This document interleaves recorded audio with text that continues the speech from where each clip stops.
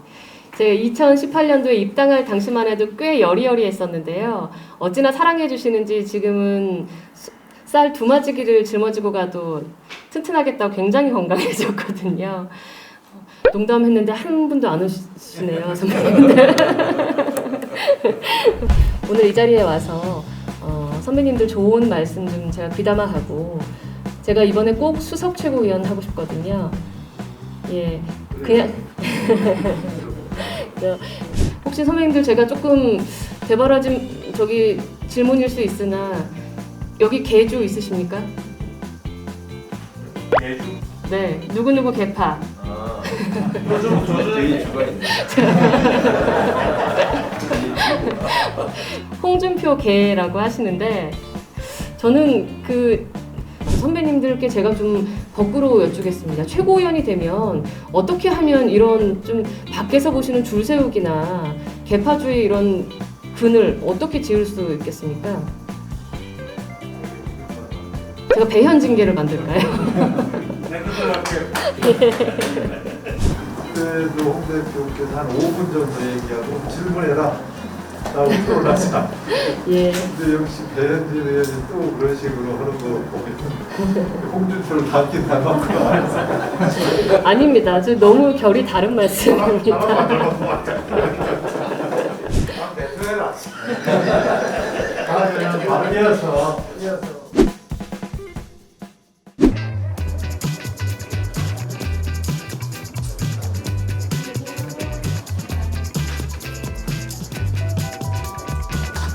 천골단이라는 팀생으로 위원 예순순위 위원차 역할을 하겠다는 유현진 최고위원들을 소개합니다. 박수로 맞이해 주십니다.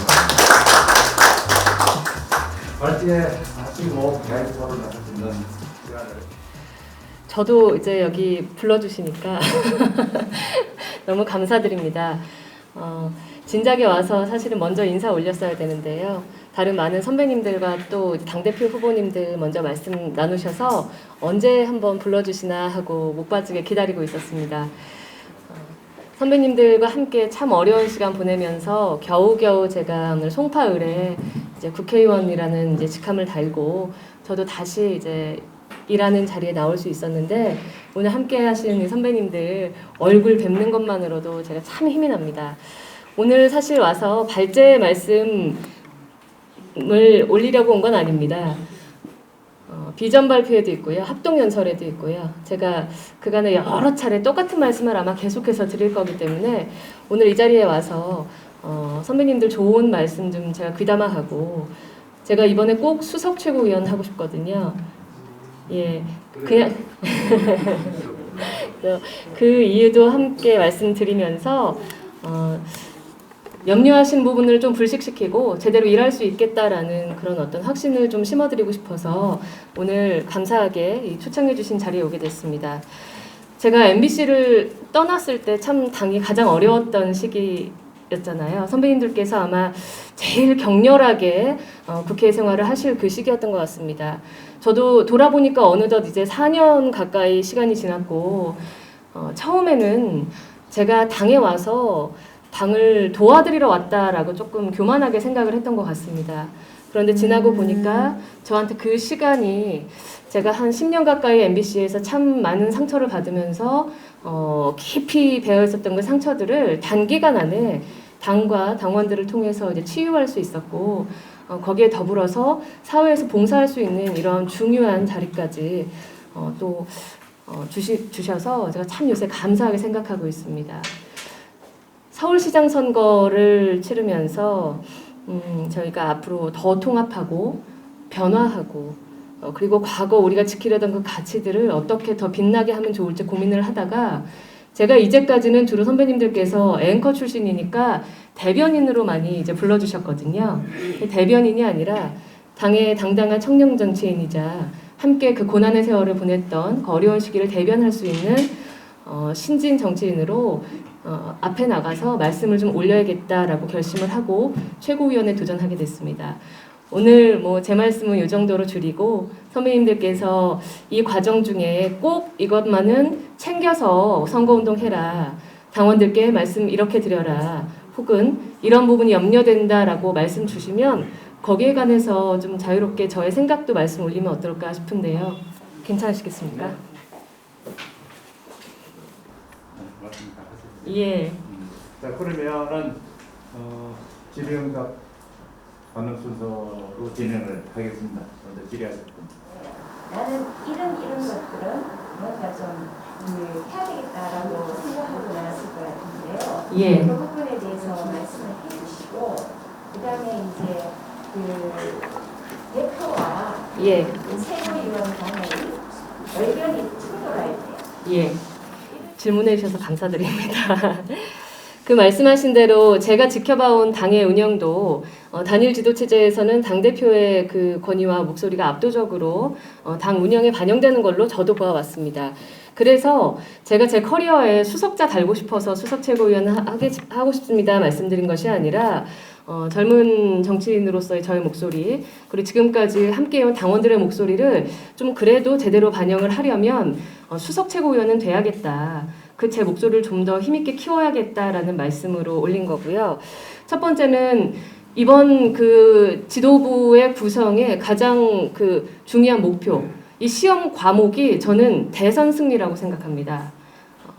우리가 바라는 그 정권 교체를 위해서 가장 훌륭한 반드시 이기는 후보를 선출하는 것이 새로 탄생하는 지도부가 앞으로 향후 6개월 동안 해야 될 가장 중요한 시험 과목이라고 생각을 하는데요. 그 과정에 있어서 밖에 있는 많은 분들 또 안에서 활동하시는 많은 훌륭한 선배님들, 동료 의원님들의 의견을 잘 수렴할 수 있는 최고위 이런 당에 있는 어떤 당직에 의한 의결기구 말고 그 논의들을 한 군데 묶어서 참 맛 좋은 샐러드처럼 비벼낼 수 있는 그런 저는 그 대화체가 필요하다고 생각을 합니다. 첫 번째 말씀드리는 것은 제가 최고위원이 되면 당 지도부와 모두 논의해서 여러 밖에 계신 시민사회단체 관계자들 뭐 또 안에 선배님들 다 같이 어우러져서 어떤 당의 가장 중요한 공천 룰이나 경선의 룰이나 이런 문제들을 미리 앞장서서 선행적으로 저희가 논의해 갈 수 있는 그런 대화체를 만들었으면 좋겠습니다. 뭐 예를 들자면 작게는 6분이 하는 거지만 육자회담 같은 그런 형태의 그 대화체를 저는 구상을 했는데요.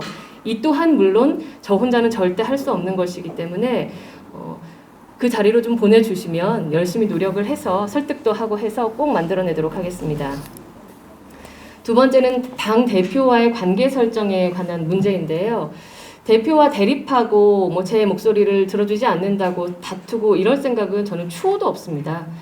그리고 지난 동안 아주 그 마치 총재 체제처럼 일사불란하게 지냈던 우리 당대표 체제의 어떤 장점이 있고 또 단점이 분명히 또 있다고 생각하는데 그 점에 관해서는 당내 구성원인 의원들도 마찬가지고 당원들께서도 명확하게 인식을 하고 있다고 생각합니다. 내년 3월을 앞둔 비상시의 체제이기 때문에 당 대표 혼자 목소리를 돋우시는 것도 굉장한 그 막중한 책임으로 부담이 되시지 않을까 생각하고요. 그 부담을 분산해 가면서 함께하는 8인의 최고위원의 목소리가 다 고루고루 전달될 수 있도록 제가 그 과정에서 윤활유 역할을 좀 하고 싶습니다. 예. 네, 마치 이제 그 싸움이 무슨 계파의 뭐 대리인이냐 아니냐. 특히 이제 우리 대형 같으신 경우는 과거 이제 홍준표 전 대표와 인연 때문에 이제 또 이렇게 거론되는 경우도 많고, 그러니까 본인의 무게나 이런 거와 다르게 또 외부에서는 그렇게 이제 좀 규정하는 또 이런 시각들도 있단 말씀이죠. 굉장히 억울하실 텐데. 그래서 요새 이제 그런 부분에 대해서 이번 기회를 통해서 예, 제가 전체 지역구 의원 중에 유일한 30대입니다. 근데 아주 넉넉한 30대는 아니고요. 39살이라서 내년이면 이제 40이 되는데 여전히 키즈라고 불러주시는 분들이 있어서 이것을 젊게 봐주신다고 감사해야 할지 아니면 저는 저희 지역 주민들께 굉장히 송구하거든요. 어린아이를 선출직에 보내신 건 아닐 테니까요.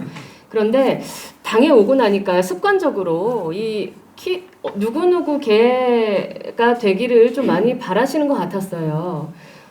혹시 선배님들 제가 조금 대바라진 질문일 수 있으나 여기 개주 있으십니까? 개주? 네, 누구누구 개파. 요즘 뒤에 조준에 주가 있는데. 그러시죠? 실질적으로 그것을 이제 개파 정치라는 것을 꽤 오래전부터 당내에서 선배님들께서 조금 이렇게 흩어내고 우리가 당이라는 그 하나의 어떤 정치적 결사체의 그 가능성과 희망에 대해서 더 얘기하자고 강조를 해오셨음에도 불구하고 습관적으로 우리가 누구와 친한 사람을 묻고 누구와 줄 세우고 이런 것에 좀 안착했나라는 그런 생각이 있습니다. 지금도 마찬가지라서요. 제가 전당대회에 나가면서 이 개파주의를 좀 완전히 없앴으면 좋겠다라고 말씀을 올렸는데 이게 웬일인지 어제 오늘 우리 전당대회 그 가장 중요한 뉴스 중에 하나가 개파주의가 됐습니다. 이를테면 다른 분들 말씀 안 드리고 제 말씀을 드릴게요. 홍준표 개라고 하시는데 저는 저기 김성태 대표님께서 되게 서운한 눈으로 그윽하게 저를 보고 계시거든요. 홍준표 대표, 김성태 원내대표, 당시에 뭐 우리 김무성 대표님도 당에서 중요한 역할도 하셔서 저 많이 격려해 주시고 참 이 훌륭하신 많은 분들 중에 누구의 개파라는 그 의미가 이제 더 젊은 사람들에게 있을지 젊은 사람뿐만 아니라 지금 우리 노장청 그 다 아울러서 모든 부모님 세대까지 그 옛날의 구시대의 유물이라고 다 생각하시는데 그것을 구태여 꺼내서 이야기하려는 그 시도는 어디에서 비롯된 것인지 제가 오히려 조금 궁금합니다. 예를 들면 지금 당권 주자 중에 신진 정치인으로서 혹은 본인을 빵선이라고 이야기하는 우리 이준석 후보의 돌풍 같은 것도 저는 참 당의 건전한 자극이고 아름답다고 생각하는데 그것을 마치 누가 또 개파 뭐 이거 아니냐라고 이야기하는 게 후보 본인들에게는 굉장히 괴로운 일일 거라고 생각이 들고요. 좀 없어졌으면 좋겠습니다. 선배님들께 제가 좀 거꾸로 여쭈겠습니다. 최고위원이 되면 어떻게 하면 이런 좀 밖에서 보시는 줄 세우기나 개파주의 이런 근을 어떻게 지을 수 있겠습니까? 제가 배현징계를 만들까요? 내 것을 할게. 자, 또 예. 질문이 있으신 분. 그래서 예. 그 부분을 지금 당내에서 이루어지는 그 개파 논쟁이나 뭐 이런 것들 때문에 조금 과열되게 비춰지고 선배님들께서 염려하실 만한 그런 말씀들이 오가는 것에 대해서 저도 동일하게 좀 걱정은 되고 있는데요. 이게 흥행을 위한 건전한 우리 한판승으로 끝나야지 서로에게 상처를 남기는 개파 논쟁이나 서로에게 상처를 남기는 신구 갈등이 되어서는 안 된다고 생각하고요. 참 매너 있게 이 선거전이 끝나고 국민과 당원들께 좀 희망을 줄 수 있는 그런 새로운 지도부가 들어섰으면 좋겠습니다. 선배님들께서 좀 지혜를 보태주시고 좀 옆에서 조금 엇나간다 싶으면 바로 좀 이렇게 또 격려해 주시고 하면은 바로 갈 수 있잖아요. 말씀들 많이 해주셨으면 좋겠습니다. 적극적으로 좀 도와주십시오. 그 모습은 예리해가지고 그런 일 하시기가 좀 거실 거라고 생각했는데 아주 대단한 용기라고 생각합니다. 제가 2018년도에 입당할 당시만 해도 꽤 여리여리했었는데요. 어찌나 사랑해 주시는지 지금은 쌀 2마지기를 짊어지고 가도 튼튼하겠다고 굉장히 건강해졌거든요. 농담했는데 한 분도 안 오시네요, 선배님들. 앞으로 좀 더 열심히 관리해서 다시 여리여리 해주도록 해보겠습니다. 그 부분을. 최고위원회 제가 수석이 된다고 해서 혼자 아무것도 할 수 없다라는 것은 저는 그 회사 생활을 그래도 다행스럽게 하다 온 사람입니다. 10년 동안 어떻게 조직이 움직이고 또 어떻게 그 수평적으로 이야기를 봉합해야 하는지를 곁에서 보고 다행히도 제가 이제 메인 앵커를 7년 넘게 했기 때문에 회사의 아주 중요 요직 간부님들과의 회의만 계속해서 중역들과만 해왔거든요. 아마 최고위원회가 그 당의 의견을 모두 수렴해서 의결해야 되는 과정이 그와 비슷하지 않을까 싶은데요. 때로는 격렬하게, 때로는 즐겁게 이렇게 해 나가는 과정 중에서 잡음이 발생하는 것은 제가 어떻게 해서든 아울러서 조금 부드럽게 통합되게 노력을 하려고 하고요. 선배님께서 말씀하신 넘버링을 통해서 1번, 2번, 이것까지는 아직 제가 생각하지 않았습니다. 다만 제가 아까 말씀드렸다시피 우리 권 선배님 말씀 드린 것처럼 당 안에 싸움에 임박해서 논쟁이 되거나 당의 어떤 분열을 촉발할 만한 경선 룰 같은 문제는 독선적으로 혹은 독단적으로 당 안에 몇 명이 그것을 결정하는 것이 아니라 밖에 계신 선배님들 또 전문가분들이 다 참여할 수 있는 그런 그룹을 하나 그 그라운드를 만들어 보고 싶습니다. 거기에 대해서도 좀 더 조언을 주시면 후에 지금 며칠 뒤면 이제 당대표가 나오실 텐데요. 좀 적극적으로 건의드리고 다른 최고위원 후보님들께도 좀 요청을 드려서 구상을 구체적으로 하고 또 보고를 드리도록 하겠습니다. 네, 김동선 대표님. 배현진이 처음 출마한 지 몇 년도였죠? 2018년도였습니다. 그때 당선될 수 있었는데 왜 떨어졌습니까? 대표님께서 질문을 주시니까 제가 참 여러 가지 답변하기 예. 내가 했는데 예. 이번에 옆에 가 있던 어떻게 하면 대선 승리에 정권 교체하겠습니까? 그 문제 아니겠습니까? 맞습니다. 우리가 어떻게 하면 내년 3월 5일 대선을 이길 수 있을 것인가 거기에 대해서 한번 말씀드립니다. 일단 제가 2018년도에 송파을에 가게 된 것은 그 지역에 이제 국회의원이었던 민주당의 최명길 의원께서 선거법 위반으로 자리를 비우게 되면서 재선거 후보가 필요했습니다. 대표님도 마찬가지로 다 기억하시겠지만 당에 아마 후보로 나서는 사람이 무지 없었던 것 같습니다. 그래서 강남 3구 우리 정당에서는 텃밭이라고 말씀들 하시는 그 이제 지역에 배현진 너를 보내줄 테니 처음에는 우리가 공천을 주겠으니 오세요 이렇게 당당하게 말씀하시길래 저도 무슨 말씀이냐 저는 생각도 안 하는데 라고 고사를 했던 적이 있습니다. 그 당시 참 그 어려웠던 제가 가보니까요 당 조직이 완전히 와해가 돼가지고 전무하다시피 하더라고요. 그런데다가 말씀하신 대로 우리 같은 그 생각의 어떤 방향성이 같은 정당이 하나로 뭉쳤어야 되는데 이 후보가 갈라지다 보니까 힘을 모으지 못해서 더 많이 득표하지 못했죠. 그런데 저는 그 당시 이길 수 있었던 선거는 아니라고 칩니다. 왜냐하면 일단 사회적으로 아직 국민적으로 저희가 상처드린 것에 대해서 갚아야 할 좀 물리적인 시간이 필요했고요. 두 번째는 후보인 배현진이 성숙하지 못했기 때문에 거기서 저는 만약에 그 당시에 당선이 됐다고 하면 저 개인에게도 굉장히 지옥 같은 시간이 그 다음에 왔을 거라고 지금 너무 감사하게 생각하고 있습니다. 왜 정치를 하냐고 물으시냐면요. MBC에서 나올 때 입당 환영식 때 이 말씀을 드렸습니다. MBC라는 언론사 안에서도 나와 다른 이야기를 자꾸 틀리다라고 몰아가며 아주 독선적인 그런 정치 분위기가 횡행하다. 저는 이 사회에서 그런 일이 더 널리 확산되지 않았으면 좋겠다라고 말씀을 드렸는데 문재인 정부 4년을 지나고 보니까요. 누군가는 이 공산국가 아니냐라고 말씀하실 정도로 그 진영과 정파의 목소리가 정답이 돼버리는 불공정 사회로 그냥 와버렸습니다. 여기에 대해서 견제 브레이크가 될 수 있다면 저는 어떤 역할이든 할 생각이고 이번 최고위원 후보로 나서면서 제 스스로의 어떤 커리어나 최고위원 타이틀을 달기 위해서가 아니라 육창골단 헌신하겠다, 앞장서서 나가서 먼저 싸우겠다라고 말씀드린 각오도 이제까지 계속 그 정차하지 못하는 이 문재인 정부의 폭주 열차의 어떤 방점 마침표는 찍어줘야 되지 않을까라는 결기로 나오게 된 것입니다. 지금 말씀하신 완전 오픈 프라이머리에 관해서 이렇게 이야기하신 부분에 대해서도 후보들의 말씀을 저도 잘 새겨 듣고 어떤 것이 지역 주민들이 바라시고 국민들이 바라시는 방법인가 고민을 저도 굉장히 많이 하고 있거든요. 그런데 지난 4월 15일 총선만 뒤집어 보더라도요.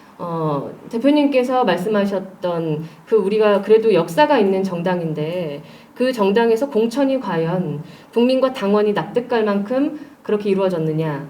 저희가 통합이라는 이름으로 할당이 아니더라도 이미 그 지역을 지키고 있던 노력했던 많은 사령관들에게 정당하게 그 기회를 주었느냐에 대해서 저는 단호히 아니라고 생각합니다. 호남 가신다고 하셨을 때도 안 가신 이유를 못 가신 이유를 국민 모두가 알고 있잖아요. 앞으로 다가오는 이 대선 경선을 앞두고 누군가가 어떤 정파적이나 개인적인 정치적 이익을 위해서 룰을 흔들려고 하거나 할 때 이게 우리 식구끼리 이렇게까지 싸울 수 있나? 라고 말씀을 만약에 하시게 된다면 저는 그 점에 관해서는 단호하게 싸우겠습니다. 그리고 선배님들, 경륜 있는 우리 품위 있는 선배님들이 못하시는 부분, 제가 젊기 때문에 저라서 할 수 있는 부분들에 대해서 말해야 할 때 하고 싸워야 할 때 싸우겠습니다. 그리고 이왕이면 이 정도로 말씀드리고 연진 화이팅. 아니 제일 중요한 답변 안 하셨어. 대선 어떻게 대선 승리를 어떻게 할 거지 하는 부분. 그런 부분들을 해소해 나가면 우리 정당이 예전에 알던 좀 근사한 그 정당으로 모습을 다시 국민들께서 봐주시지 않을까 싶습니다. 서울시장, 부산시장 선거 압도적으로 이겼는데요. 아직도 저희 지역에서 잘했다고 자만하는 순간 너희는 끝장이야. 우쭐대지 마라고 아주 저한테 무섭게들 말씀하시거든요. 그때 받은 사실 반사이익이라고 저희가 인정할 수도 있잖아요. 그 기대들을 현실로 풀어가는 데에는 이때까지 실패했던 게 무엇인가를 우리가 좀 오답 노트를 적어야 될 것 같습니다. 지금 말씀드렸던 공천을 놔두고 그 한 자리를 위해서 혹여나 볼썽사납게 쌓았던 부분들, 혹여나 줄을 세우면서 너 여기 줄 서지 않으면 앞으로 힘들 거야 라고 신진 정치인들, 힘없는 사람들을 압박하진 않았나. 두 번째, 유리한 자리에 나가기 위해서 혹은 책임져야 할 순간에 책임을 회피하고 당원과 국민에게 떠넘기진 않았나. 우리 스스로 안 돼라는 패배주의 졌지 않았나. 이런 부분들을 그래도 제가 젊은 정치인, 여성 정치인으로서 한 프레임 안에 저 앉아있으면 괜찮겠지 않습니까? 겸손하게, 품위 있게, 누군가도 상처받지 않게 말씀하면서 당의 분위기를 바꿔나가겠습니다. 짧게 한 말씀 더. 네, 맞습니다.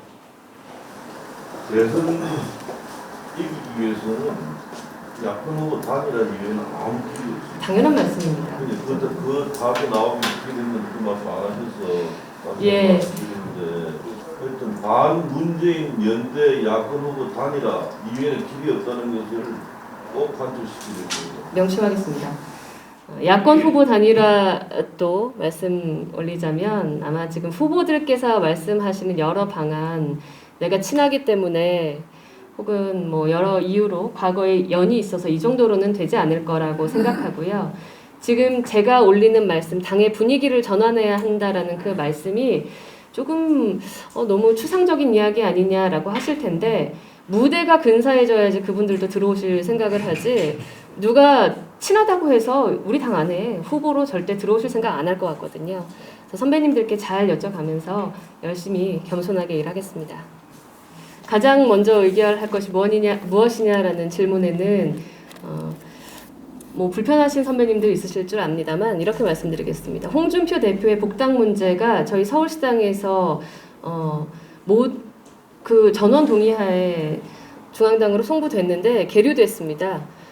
그 부분에 관해서 깔끔하게 처리하고 싶습니다. 근데 이렇게 질문을 나 거의 답변하고 했는데 대답을 잘하게. 예, 굳이 망설일 필요가 없다고 생각합니다. 선배님들 중에 누구시더라도 오랜 정치 생활 하시다 보면요. 당 밖으로 어쩔 수 없이 나가 하실 때도 있고 그렇다 보면은 그 외롭게 지내시는 시간도 생길 수 있고 한데 그것을 원래 가족이었던 자들이 받아주지 못하면 그러한 정당에 누가 새로이 들어오시려고 마음을 먹으시겠습니까? 우리 한가족이라는 우리 정당 내 식구들부터 복당시키고 가급적이면 우리가 더 여유 있고 포용 있게 대선에 그 무대를 만들겠다라는 약속을 국민들한테 당당하게 보여드려도 될 것 같습니다. 두 번째, 대선 그 룰에 관해서는요. 제가 최고위원으로서가 아니라 9명의 최고위원 중 한 사람으로서 진짜로 무대 위에 올라보고 그 무대 위에 주인공으로서 활약했던 그 사람은 아마 제가 유일할 것 같습니다. 지금 계시는 후보들 중에서는요. 여기 계시는 우리 김일동 선배님께서는 뭐 당연히 조명 많이 받으신 스타시지만 무대를 만드는 일에는 굉장한 감각과 센스가 필요하거든요. 제가 그 부분에 관해서 여의도 연구원 그리고 당 밖의 전문가들 지금 계속해서 우리가 미스터 트로트나 어떤 뭐 프로듀스 101 같은 그런 식의 국민들이 적극적으로 열정적으로 참여할 수 있는 즐거운 무대 만들자라고 하시는데 어떻게 구현해야 할지에 대한 방법론으로는 잘 못 가는 것 같습니다. 그 부분에 관해서 제가 그래도 전문가이기 때문에 조금 역할을 해보도록 하겠습니다. 어떤 부분이 있을 수 있는 건지 혹시 뭐 생각하는 부분이 있으면 갑자기 정책적으로라고 물으시니까요. 좀 고민을 해봐야 될 것 같은데요. 조금 다른 말씀으로 제가 말씀을 올려도 될까요? 저는 젊다고 해서 그것만이 특권이 되는 정당이어서도 안 된다고 생각합니다. 그동안 아마도 그 누적된 당에 대한 어떤 피로감 때문에 지금 새로운 후보들에 대한 그 당원들과 국민들의 기대가 굉장히 높아져서 이것이 마치 전혀 새로운 무엇으로 물갈이 돼버리는 그 통쾌함을 좀 기대하시는 분도 있으실 수 있는데요. 저는 내년 대선에 승리하기 위해서는 그동안 당을 지켜온 선배들의 경륜과 지혜가 반드시 필요하다고 생각을 하는 사람입니다.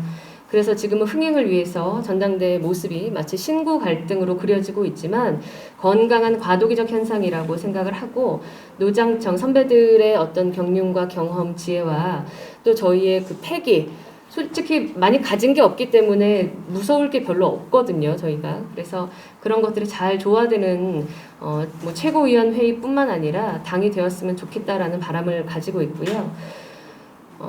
서울시장 선거 전에 그 부동산 사태에 대해서 사실은 이거는 절대적으로 집권 여당이 잘못한 일임에도 불구하고 국회의원 전원에 대해서 그 부동산 내역을 조사하자라는 식으로 민주당에서 물타기 시도를 했습니다. 그때 제가 가장 먼저 전체 저희 103명 의원님들께 다 전화를 드려서 우리 스스로 조사하라. 국회의원 전수조사 조사하자는 동의서 만들어 냅시다. 거기에 대해서 좀 너무 그 전체주의적인 발상일 수도 있기 때문에 굳이 이렇게까지 해야 되냐라는 말씀도 당연히 있었죠. 우리가 떳떳하면 됐지라고 하셨는데 제가 그 분들의 서명 전체 다 받아서 국민들께 먼저 알렸습니다. 우리 국민의힘 의원들 이렇게 당당하다. 민주당 서명도 가져와라. 라고 했을 때 저희가 그 물타기 시도에 넘어가지 않고 서울시장 선거까지 잘 갈 수 있었다고 생각을 하거든요. 매 순간에 있어서 정책적 고민은요, 선배님, 저의 설익은 말씀 함부로 꺼내놓지 않고 앞으로 가면서 조금 더 그 당 안에 있는 다른 의원님들의 고민까지 한번 하면서 차분차분 드리도록 하겠습니다. 다만 제가 약속드릴 수 있는 것은 매 순간에 우리 당의 구성원, 선배님들과 저희 동료 의원들이 당당하실 수 있도록 제가 앞장서서 그 역할을 할 수 있습니다. 해내겠습니다. 잘 정치화되고 있기를 바라는 위해서 본인 말씀드립니다. 예, 감사합니다. 제가 회사에 앵커로 일할 때 그때까지만 해도 정당의 가족으로 함께 할 줄은 꿈에도 생각하지 못하고요. 앵커의 커리어가 곧 끝나는 순간이 이제 제 눈에 보였기 때문에 그러면 저 이제 회사원이 아니라 개인 배현진으로서의 인생을 위한 공부를 해야겠다고 생각해서 북한대학원을 지원해서 갔습니다. 당시 요즘에는 많이들 다니시는데 언론사에서도 몇 안 가는 대학원이었습니다. 지금에 와서 저는 그때 공부가 참 다행이라고 생각하는 게 우리 국민의힘에 대한 그 국민들의 시각, 통일에 대한 문제가 반통일 세력이라고 오해하시는 분들이 많으시거든요.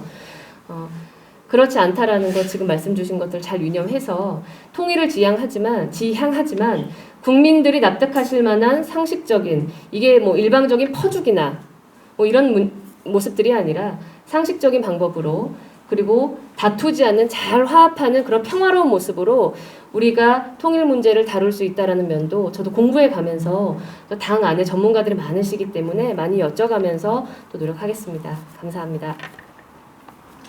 지난번에 이 자리에 한 달 전에 홍준표 대표가 오셨었는데 예. 그때도 홍 대표께서 한 5분 정도 얘기하고 질문해라 라고 들어오자.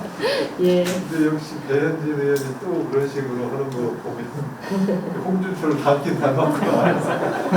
아닙니다. 저 너무 결이 다른 말씀입니다.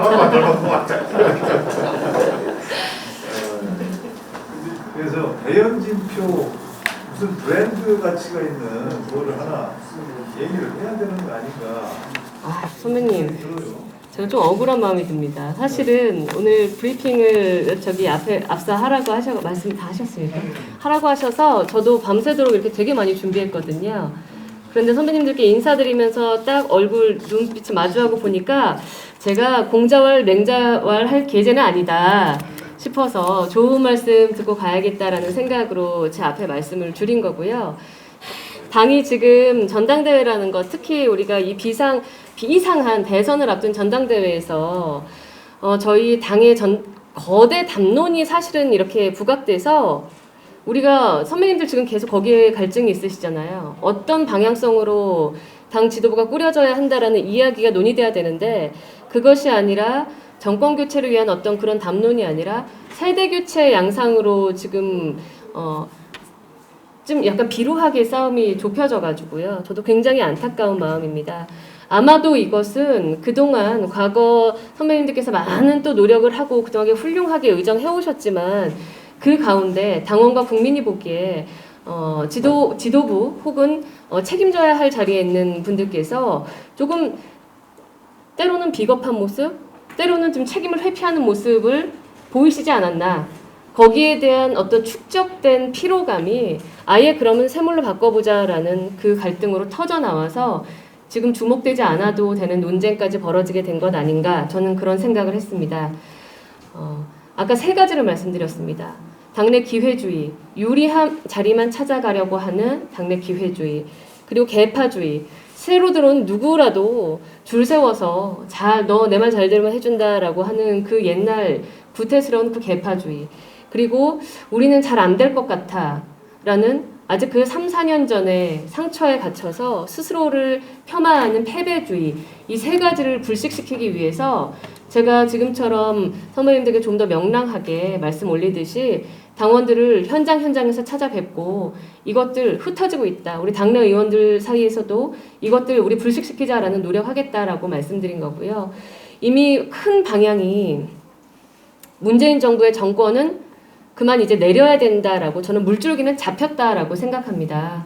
이미 바뀌었다라고 생각을 하고, 이 부분에 있어서 저희에게 너희가 잘해서 그런 것 아니니까 조심해, 처신 잘해라고 말씀하시는 것은 진짜로 또 교만해서 실수할까봐라는 염려의 말씀이기도 하지만 한편으로는 깊은 애정의 격려라고 생각을 하기 때문에 말씀 잘 여쭤가면서 자꾸 잘이라고 하니까 이게 조금 신뢰감이 떨어지시나요? 예. 단단한 모습 보여드리겠습니다. 선배님들께는 제가 그래도 2년 만에 송파을이라는 그 거의 민주당의 무주공산이 돼버렸던 지역에서 살아 돌아온 모습을 한번 보여드렸습니다. 그래서 단단하게 내년 승리까지 우리 여기 계신 선배님들과 당원 모두가 승리하는 그 대선 승리 정권 교체할 수 있도록 말씀은 수석 최고위원이라고 말씀드렸지만 그 일원 중에 그냥 미랄이 되겠다라고 약속을 꼭 드리고 싶습니다. 지금까지 어떻게 해왔는데 해보니까 또 반응이 있었는지 예. 그것도 좀 말씀해 주세요. 제가 처음 이제 최고위원회 출마 선언을 5월 13일에 했는데 그 전에 회관에 계신 선배님들부터라도 다 찾아뵙고 제 의견을 말씀드리고 이제 출마 선언을 해야겠다라고 작정을 했는데요. 막상 돌아보니까 너무나 혹독한 그 일이더라고요. 한 분 한 분 찾아뵈면서 또 일정들이 다 바쁘시기 때문에 재차 3차 방문하면서 그 시간을 여쭙기가 힘든 일인데 첫 번째 그 생각을 했습니다. 원내대표, 당대표 나가시는 그 많은 선배님들께서 이런 고생은 왜 자꾸 하려고 하실까라는 생각을 했습니다. 이렇게 너무 진지하게, 아무래도 제가 말씀을 재밌게 드려도 웃지 않으시니까 재밌는 농담으로 말씀드린 거고요. 전국의 당원을 직접 찾아뵈니까요. 너무 힘들었습니다. 제가 수능 때도 안 흘렸던 코피까지 흘렸습니다. 대구 경북부터 포항, 울산, 부산 해서 지금도 전국을 다 찾아뵙지 못했습니다.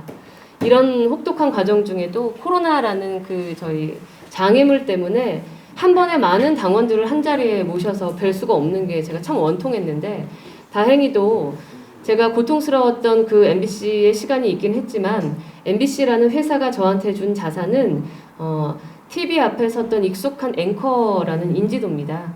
제가 SNS나 이런 것을 통해서 가끔 말씀을 올릴 때 기사가 전면에 노출되고 하는 것도 아마 그런 저에 대한 익숙함 때문에 많은 분들이 찾아와 주시고 그 노출도가 조금 더 크지 않나라는 생각이 듭니다. 그래서 다른 후보들보다는 감사하게도 제가 조금 수월하게 선거운동을 하고 있고요. 그 외에 SNS나 이런 최근에 하는 그 선거운동 방식 말고 원래 해야 하는 우리 조직을 직접 뵙고 만나서 인사드리는 부분들에 대해서는 여전히 조금 다 완수하지 못하고 힘들긴 하지만 6월 11일 선거 끝나는 날까지 가급적이면 많은 분들 찾아뵙고 직접 저의 이런 진심 말씀드리면서 꼭 한 표씩, 2표니까 한 표는 저한테 신참한테 주셔도 부담이 없으시잖아요. 그래서 그 소중한 한 표를 제가 요청드리고 싶습니다. 최고의 대표는 중요한 포인트, 그 복잡한 얘기 할 거 없어요. 6월 10일 날 전당대 끝나면 6월 12일부터 새로운 지도부 당무가 시작이 됩니다. 네. 그런데 대선 승리를 위한 당 지도부입니다. 늦어도 8월 중순까지는 장외에 있는 유력 주자들을 다 모시고 와야 됩니다. 그러니까 6월 12일부터 당무 시작되면은 1번 홍준표 입당 승인, 2번 국민의당과 합당, 3번 장애 유력주자 입당. 이거를 2달 안에 다 끝내요. 그걸 저는 명심하지 다 했습니다. 네, 내년에 그때를 치도록 큰 굉장히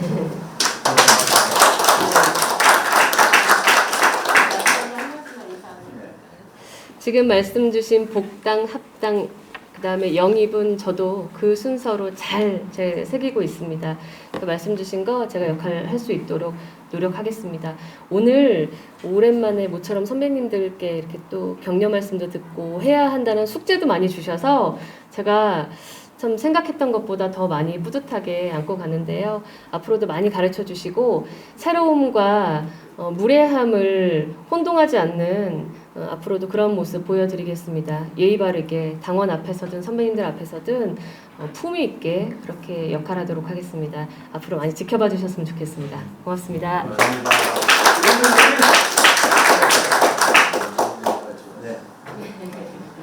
대표해라. 다음에는 바로 이어서